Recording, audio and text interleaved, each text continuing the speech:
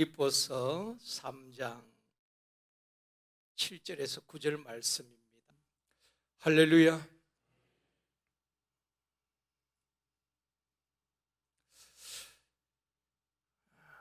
오늘 우리 오전에 우리 두날개 교수 신학 포럼이 있어서 우리 목사님들하고 또 우리 전도사님들 서울신학대학에 가서 같이 또 말씀을 듣고 또 교수들을 통하여서 앞으로 선교를 어떻게 해야 될 것인지, 또 팬데믹 이후에 목회를 어떻게 해야 될 것인지 우리가 또 이렇게 은혜를 나누는 시간을 가졌습니다. 그런데 김승훈 목사님께서 그런 말씀을 하셨습니다. 저는 그 교회가 어느 교회인지 알고 있습니다. 서울에 10,000명 모이는 대형 교회지요. 그 교회에서 코로나로 인해서 그 목사님 그런 말씀을 하셨다 그래요. 코로나 이후에 회복이 60%밖에 안 됐다는 것입니다. 제가 볼 때는 그 이상 많이 회복이 됐겠죠. 그 교회는 어떤 이유인지 모르지만은 아직 40% 정도가 돌아오지 않거나 아니면 온라인으로 예배를 드리고 있다. 또 코로나로 인해서 많은 한국 교회가 좀 어려움을 겪고는 있지요. 특히 농어촌 교회에서는 회복이 잘 안 되는 것입니다. 사람을 한번 주저앉고 나면은 우리 건강도 그렇잖아요. 젊을 때는 금방 회복이 잘 되면 빠릅니다. 근데 연세가 드실수록 회복이 더딘 것입니다. 복원력이 더뎌요. 그래서 우리 한국 교회도 코로나 이후에 또 회복이 된 교회도 있고 또 회복이 아직 더딘 교회도 또 있는 것 같습니다. 감사한 것은 그래도 우리 교회에 참 기도하는 우리 장로님 권사님들이 계시고, 그래서 많이 그래도 코로나 이전에 근접할 정도로 숫자적으로는 회복이 되었다라고 생각이 되어집니다. 그런데 중요한 것은 영적 회복인 것입니다. 숫자보다 더 중요한 것은 영적으로 회복이 되어져야 되는 것입니다. 영적 회복은 기도가 회복되어져야 된다 이 말입니다.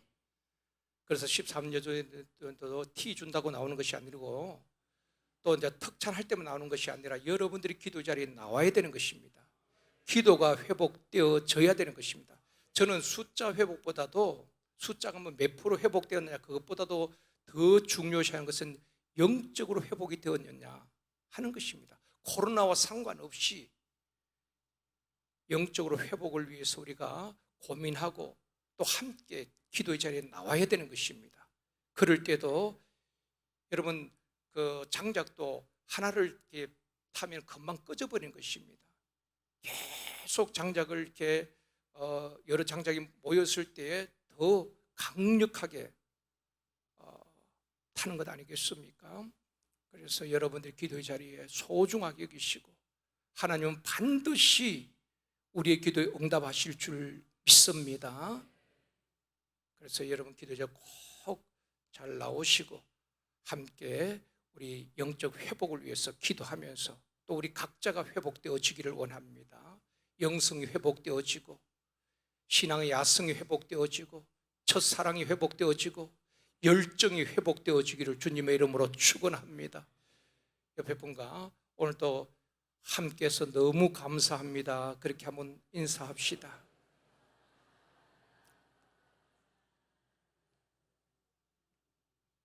다시 한번 이 밤에도 역사가 일어납니다. 다시 한번요. 당신의 기도는 반드시 응답됩니다.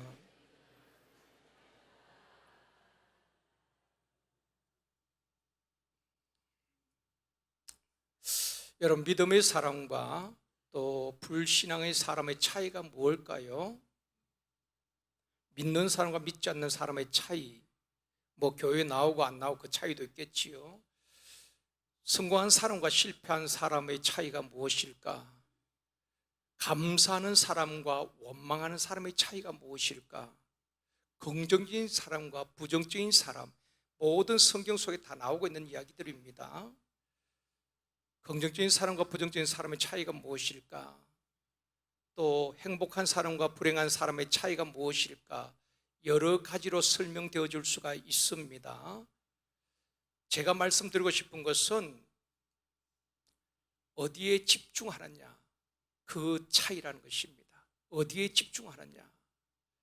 거기에 따라서 감사할 수도 있고 원망할 수도 있고, 꼭 같은 상황에서도 긍정적인 반응을 보일 수도 있고 부정적인 반응을 보일 수도 있다 하는 것입니다. 오늘 이 시간에는 이런 것과 얻은 것이라는 제목으로 말씀을 함께 나누고 기도하기를 원합니다. 믿음의 사람들, 또 성공한 사람들, 감사하는 사람들, 긍정적인 사람들은 내게 있는 것에 집중합니다. 무엇에 집중한다고요? 없는 것을 가지고 원망하는 것이 아니라 내게 있는 것에 집중한다는 것입니다.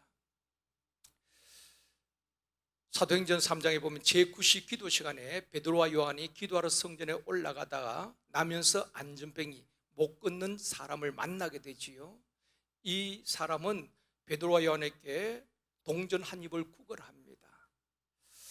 그때 베드로가 말하지요. 우리가 잘 알고 있는 말씀이지만 같이 한번 읽겠습니다. 사도행전 3장 6절입니다. 같이 읽습니다.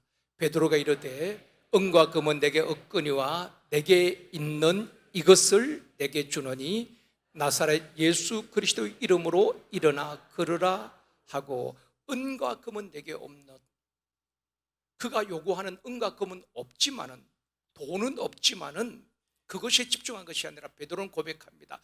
내게 있는 것, 내 안에 있는 것, 이것을 내게 주노니 곧 나사렛 예수 그리스도의 이름으로 일어나 걸으라. 베드로는 자기에게 없는 것이 아니라 있는 것에 주목하고 집중했다는 것입니다. 베드로 안에 있었던 것이 무엇입니까? 베드로 안에 있었던 것, 은과 금은 없었지만 예수 그리스도 이름 권세가 있었습니다. 성령이 이미 계셨다는 것입니다.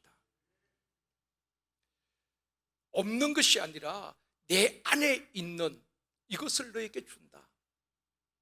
그러면서 예수 그리스도 이름으로 명할 때에 성령님이 즉시 역사하셨죠. 안전병이가 일어나게 되어지고 걷고 뛰는 역사가 일어나게 된 것입니다. 여러분, 우리의 모든 사역은 우리의 능력이 아닙니다. 저와 여러분이 무슨 능력이 있겠습니까? 내 인생 감기만 걸려도 그 문제 해결할 수 없는 연약한 인생인데 우리가 어떻게 다른 사람의 문제를 해결해 줄 수 있겠습니까? 우리의 능력이 아니라 오직 우리 안에 계신 성령님의 역사인 줄 믿습니다. 이것을 철저하게 인정해야 되는 것입니다. 그런 사람은 교만할 수가 없습니다. 겸손할 수밖에 없는 것입니다. 날마다 성령님을 의지할 수밖에 없는 것입니다. 내 힘이 아니거든요. 사업하는 분들도 마찬가지입니다. 여러분의 경험이 아니에요. 성령님은 오늘도 우리에게 지혜를 주시고 올바른 분별력을 주시고 판단력을 주시고 결단력을 주실 줄 믿습니다. 성령은 전인격적으로 우리를 이끌어 가시는 것입니다. 그분은 완전하신 분이에요. 그래서 목회든 사업이든 사역이든 우리가 성공할 수 있는 것은 철저하게 그분의 인도하심을 받는 것입니다. 오늘도 우리 안에 계신 성령의 능력이, 여러분 베드로가 무슨 의과대학을 나왔습니까? 아니잖아요. 그냥 그 갈릴리 바다에서 잔뼈가 굵은 사람입니다. 그런데 그 안에는 예수 그리스도의 이름 권세가 있었던 것입니다. 성령으로 충만했기 때문에 내게 있는 그 예수의 이름 권세로 선포할 때에 능력이 나타난 것입니다. 성령이 역사하신 것입니다. 우리 샘터 모임이나 모든 부서 사역에 있어서 이걸 철저하게 우리가 고백하고 인정하고 성령님과 함께 사역을 해야 하는 것입니다. 오병이어 기적을 행할 때도 예수님께서 빌립을 시험코자 물으셨죠. 우리가 어디서 떡을 구해다가 이 많은 사람을 먹일 수 있겠느냐? 주님은 답을 갖고 계셔요.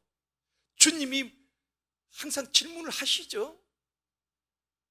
여러분, 소경의 소원이 뭐겠습니까? 보는 것 아니겠습니까? 주님은 답을 갖고 계시면서 내가 너에게 무엇하여 주기를 원하느냐? 너의 불타는 소원이 뭐냐? 너에게 확실한 기도 제목이 있느냐? 물어보시는 거예요. 우리 주님 답을 갖고 계시면서 빌립에게 물었습니다. 이 많은 사람을 어디서 떨고에다 먹일 수 있겠느냐? 빌립은 계산에 굉장히 빠른 사람입니다. 사람을 딱 보고 계산을 하는 것입니다. 그리고 뭐라고 말합니까? 요한복음 6장 7절에서 이렇게 말합니다. 같이 읽습니다. 빌립이 대답하되 각 사람으로 조금씩 받게 할지라도 200데나리온의 떡이 부족하리이다. 빌립은 딱 계산을 하는 것입니다. 이 많은 사람 200데나리온 떡을 사서 먹인다 할지라도 그것도 부족하겠습니다. 이게 빌립의 계산법입니다. 그때 안드레가 한 아이가 가지고 있던 떡 5개, 물고기 2마리를 예수님께 가져옵니다. 그걸 가지고 하찮은 것이죠. 보잘것없는 것이지만 주님은 축사하셨다.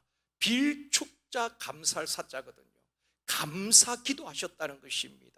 그리고 나누어 주게 하는데 5,000명이 먹고 12바구니를 거두게 되는 기적이 일어나게 된 것입니다. 이처럼 믿음의 사람들은, 성령 충만한 사람들은, 하나님을 의지하는 사람들은 내게 있는 것을 소중히 여기고 내게 있는 것에 집중한다는 것입니다. 베드로도 내게 있는 것, 그걸 가지고 선포할 때에 성령 역사가 일어난 것입니다. 그런가 하면은 불신앙의 사람들, 여러분 주변에 한번 보십시오. 원망이 많은 사람들, 실패한 사람들, 부정적인 사람들을 보면은 없는 것에 대부분 집중합니다.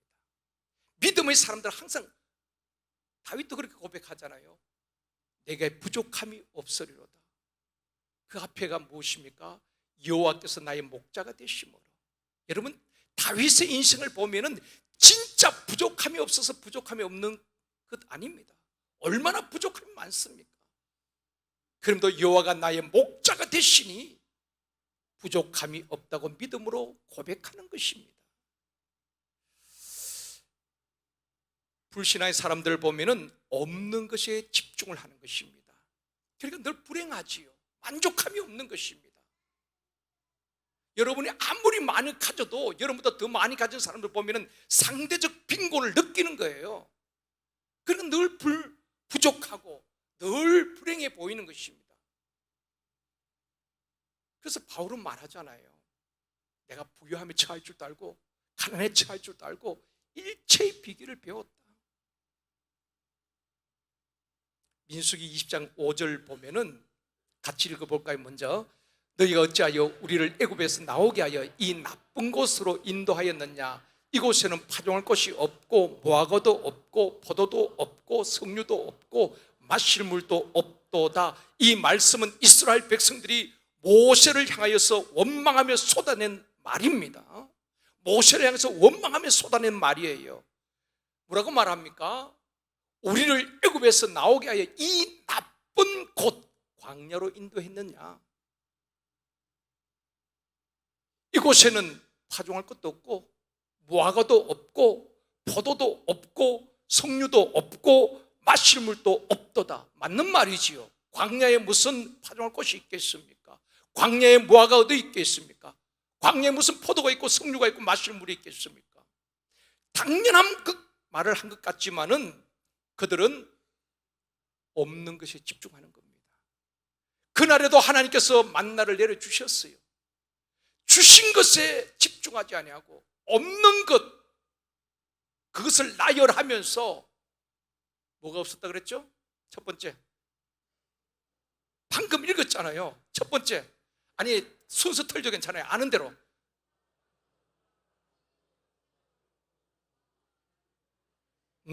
이때 그냥 하면 돼요. 없고 없고 없고 없도다. 없는 것만 쭉 나열하는 거예요. 그러면서 원망하지요.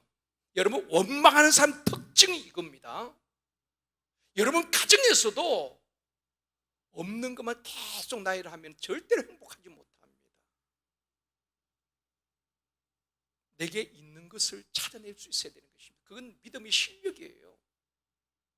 교회도 보면 항상 와서 원망이 많은 사람, 불평이 많은 사람도 보면은 없는 것만 가지고 꼭 그렇게 이야기합니다. 없는 것. 그렇다고 본인이 해놓은 것도 아니고, 우리 교회는, 우리 집에는 이것도 없고 저것도 없고 없는 것만 보고 불평하고 원망한다는 거예요. 한 절 더 볼까요? 민수기 21장 5절을 한번 보시겠습니다. 같이 읽을게요.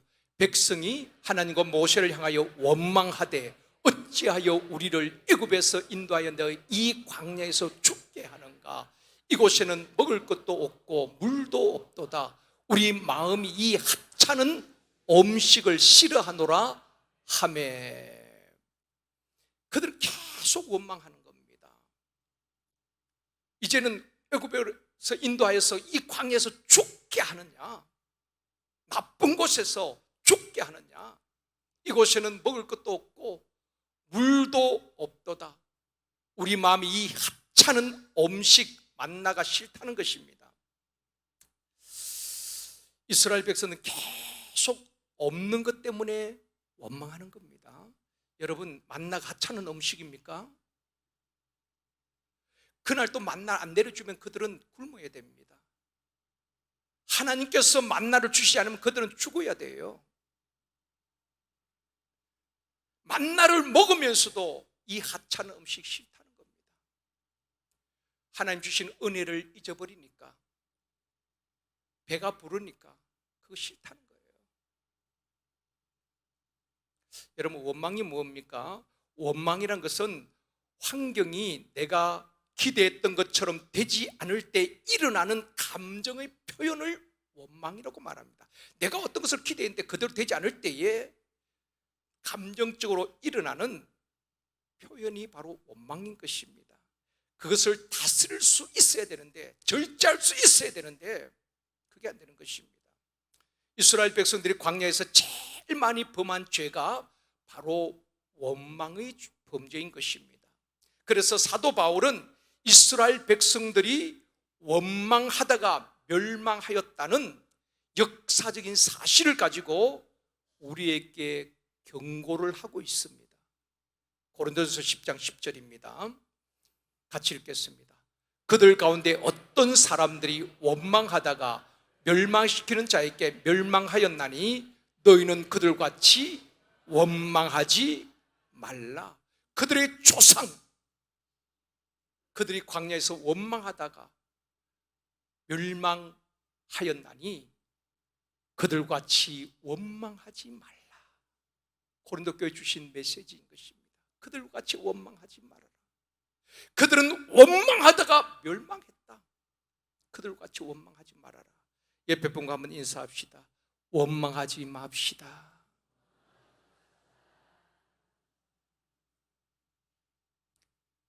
이 밤에 다른 거 다 기억 못해도 괜찮아요. 이 말씀 붙들고 우리가 기도할 수 있기를 원합니다. 원망하지 맙시다. 원망한다고 그 문제가 해결되던가요? 절대로 해결되는 것 아닙니다. 우리 하나님 또 가장 싫어하는 것이 원망입니다. 원망, 불평입니다. 근데 본인은 몰라요. 계속 교회 와서도 원망하면서도 본인은 모릅니다. 원망이라고 생각하지 않습니다. 그런데 주변 사람들은 그런 분들 가까이 하지 않습니다. 좀 더 긍정적인 에너지를 받아야지요. 희망적인 말을 해야지요. 그런데 늘 불평하고 그런 분들에게는 사람들이 가까이 하지 않으려고 합니다. 여러분, 원망하지 않기를 원합니다. 원망이 떠나가기를 원합니다. 그것 때문에 하나님 주시는 엄청난 은혜와 복을 우리가 누리지 못하는 것입니다. 이스라엘 백성들처럼 가나안의 축복을 놓쳐버린 거예요. 여러분, 주일날 이제는 7월달 되어지면 덥잖아요. 여름 더운 거 당연합니다. 여기 동남아를 가보십시오. 지금 태국이나 뭐 베트남 가면은 한번 그리 다녀오십시오. 얼마나 더운가. 우리는 더운 것도 아니에요. 여름이니까 덥죠. 막 덥다고 불평하고, 또 식당에서 주일날 점심 식사하면서 짜다 맵다, 그런 분들 무조건 1,000원씩 우리 벌금 내게 합시다. 그렇게 해서라도 우리가 원망해서는 안 되는 거예요. 미국의 노만 빈센트 필이라는 유명한 분이죠. 이분의 영향을 우리 한국교회 목사님들 참 많이 받았어요. 긍정적인 사고. 이분에 대한 일화가 있지요. 중년 남자분이, 50대 초중반 남자분이 사업에 실패하고 시리에 빠졌을 때 친구의 권유로 이 필 목사님을 찾아온 것입니다. 상담하기 위해서. 와서 이제 이렇게 대화하는 가운데 계속 한숨을 쉬면서 그렇게 이야기하는 것입니다. 나는 모든 것을 다 잃어버렸습니다. 희망이 없습니다. 그야말로 얼굴도 초췌하고 절망 그 자체였어요. 그때 이 필 목사님 그렇게 했다는 것입니다. 종이 한 장을 건네주면서 당신이 모든 것을 다 잃어버렸다고 했는데 그래도 남아있는 것이 있는지 한번 확인해 봅시다. 그러면서 필 목사가 묻는 것입니다. 부인이 계십니까? 이렇게 물었을 때에 이 남자분이 이제 대답을 하는 것입니다. 예, 결혼한 지 한 30년 이상을 항상 내 곁에 지켜준 아내가 있습니다. 나를 만나서 참 고생을 많이 했지만은 참 착한 아내입니다. 남자분들은 나이가 들면은 아내에 대한 미안한 마음이 있다고 그럽니다. 아직도 그런 마음이 없는 것은 아직도 젊다는 이야기고요. 대부분 보면 그런 미안한 마음, 좀 더 사랑해 주지 못하고, 좀 더 아껴 주지 못하고, 좀 더 따뜻하게 말하지 못한 그런 미안한 마음이 든대요. 그런 마음이 드는 것은 이제 나이가 들었다는 이야기이기도 하고 좀 철들었다는 것입니다. 그래가지고 이제 30년 이상을 내 곁에 지켜준 그 아내가 있습니다. 참 나 때문에 고생을 많이 했습니다. 그럼 자녀들은요, 예, 3남매를 두었는데 그래도 참 반듯하게 잘 자라주었습니다. 친구는요, 그래도 내가 마음을 터놓고 이야기할 절친이 한 몇 명 정도는 있습니다. 건강은 어떻습니까? 그래도 아직은 건강에 특별한 나쁜 데는 없습니다. 그리고 마지막으로 묻습니다. 예수 그리스도를 믿습니까? 예, 믿습니다. 그러니까 믿는 사람이니까 이제 소개를 받아서 이제 이 필못을 찾아온 것입니다. 이렇게 묻고 대답하는 가운데, 종이에 적는 가운데에 그 초췌했던 이 중년 신사가 얼굴이 좀 화색이 돌아오는 것입니다. 그럼 스스로 고백하는 것입니다. 목사님, 저는 모든 것을 다 잃어버린 줄 알았는데 소중한 것이 참 많이 있네요. 스스로가 깨닫는 것입니다. 그때 필 목사가 이렇게 말합니다. 당신이 잃은 것은 물질입니다. 물질을 잃어버리고 당신은 모든 것을 다 잃어버렸다고 생각하지만 아직 더 소중한 가족이 있고 아내가 있고 자녀들이 있고 얼마나 소중합니까? 여러분, 가족을 돈과 바꿀 수 있겠습니까? 그리고 소중한 친구들이 있고 가장 소중한 예수 그리스도가 있는데 왜 낙심합니까? 여러분, 우리 이야기 아닐까요? 우리가 예수 그리스도를 믿는다고 하면서 힘든 상황 앞에서 주저앉아 버리고 싶은 사람들이 얼마나 많은지 모릅니다. 정말 우리 안에 예수 그리스도가 계실까요? 그래서 바울은 에베소 교회 성도들에게 땅끝 권면하지 않았습니다. 무릎을 꿇고 너희를 위하여 기도하노니 너희 마음에 그리스도가 계시게 하옵시고, 그게 바울의 기도였어요. 예수가 내 안에 있다면 예수 안에 절망이 있겠습니까? 예수 안에 낙심이 있겠습니까? 내 안에 예수, 그분이 우리를 다시 일으켜 세울 겁니다. 근데 내 안에 계신 그 예수님을 그게 집중하지 않고 그게 주목하지 않으니까 예수가 없는 사람처럼 살아간다 이 말입니다.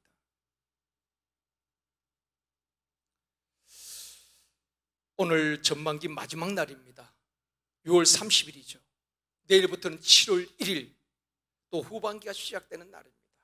저는 오늘 오후 한 시간에 계속 전반기를 좀 쭉 한번 생각하면서 사역과 모든 생각하면서 후반기는 어디에 집중적으로 우리가 목회를 집중해야 될 것인가 하나님께 묻기도 하고 한 몇 시간을 그렇게 계속 이렇게 묵상하면서 또 내 영적인 목표, 사역의 목표 다시 한번 점검하기도 하고 그런 시간을 보냈습니다.